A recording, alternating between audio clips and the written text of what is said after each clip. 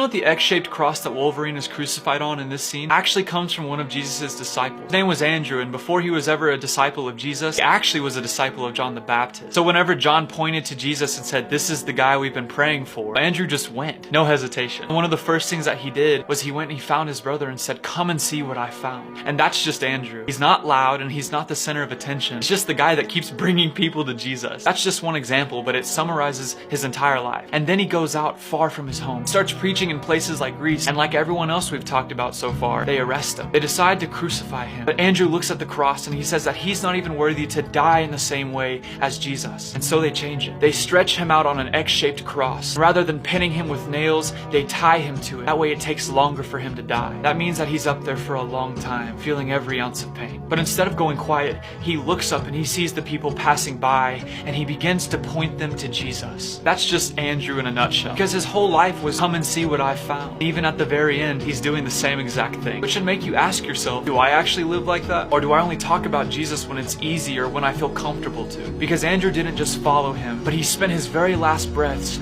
pointing people to him. Next apostle's story is pretty brutal. His name was Simon the Zealot.